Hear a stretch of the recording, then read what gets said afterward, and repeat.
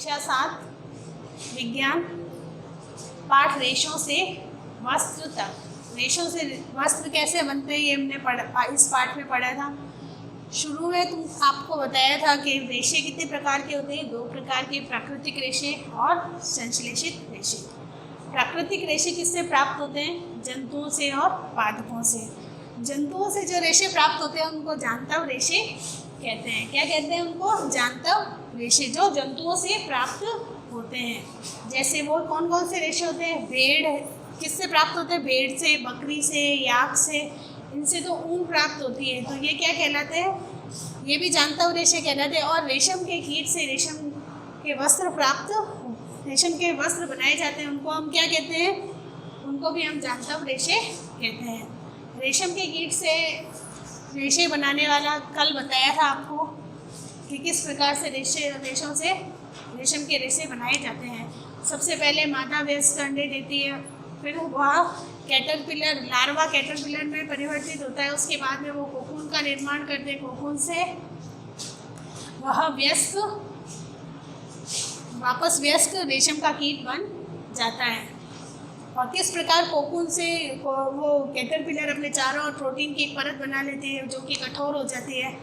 उसको हटा करके हम रेशम के रेशे प्राप्त करते हैं। अब उसके बाद में उसकी कटाई छटाई कर लेते हैं।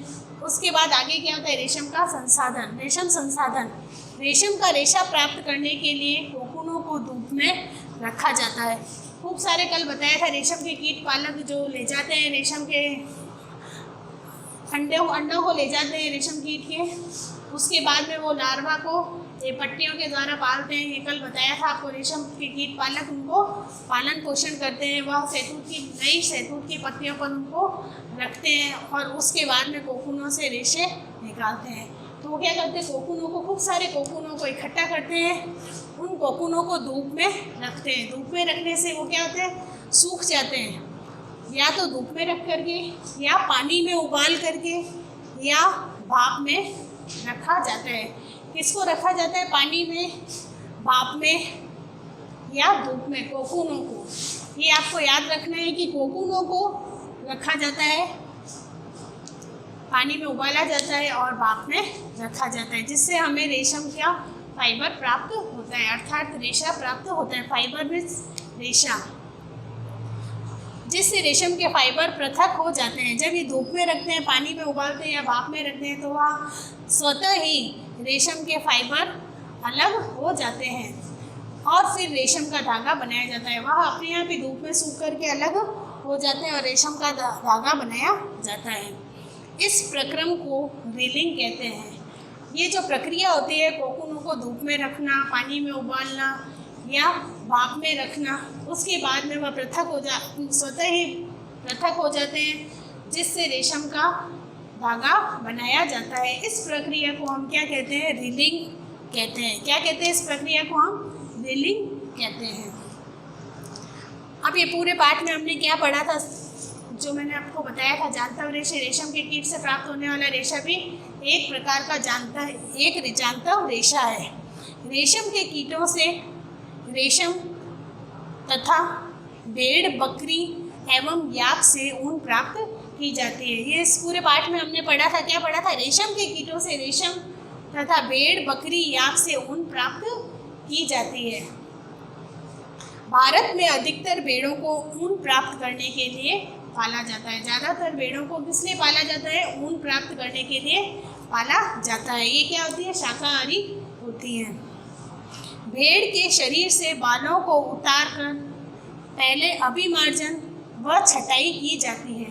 ये ऊन कैसे प्राप्त करते हैं उस टाइम आपको बताया था मैंने कि भेड़ों के पतली परत शरीर से बालों की पतली सी परत उतारी जाती है, फिर उनको अच्छी तरह से धोया जाता है। वह धोने की प्रक्रिया क्या कहलाती है? अभिमार्जन कहलाती है। उसके बाद में भेड़ों के ऊनों की छटाई की जाती है, मतलब छोटे और मुलायम बाल होते हैं उनको अलग किया जाता है, बड़े बालों को अलग किया जाता है और मीडियम जो मध्यम आकार के बाल होते हैं उनको अलग किया जाता है। फिर उनसे ऊन बनाई जाती है। तो ये पूरी प्रक्रिया आपको पहले भी बताई थी, अब ये शॉर्ट में लिख दी है। भेड़ के शरीर से बालों को उतार कर पहले अभिमार्जन व छटाई की जाती है, फिर ऊन प्राप्त की जाती है। अपने जीवन चक्र में रेशम के रेशों की कताई कर कोकून बनाते हैं, अर्थात वो अपने चारों ओर प्रोटीन की कठोर परत बना लेते हैं, जिसको हम क्या कहते हैं, कोकून कहते हैं। फिर रेशम फाइबर प्रोटीन से बने होते हैं। किससे बने हुए होते हैं? प्रोटीन के बने होते हैं। बुनकर रेशम के धागों से वस्त्र बनाते हैं। फिर इस रेशम के रेशों से क्या बनाए जाते हैं? धागा बनाए जाते हैं और धागों से वस्त्र बनाए जाते हैं। ये सब आपको कॉपी में उतारना है और इसमें जो प्रश्न उत्तर दिए हुए हैं किताब में वो आपको करने हैं।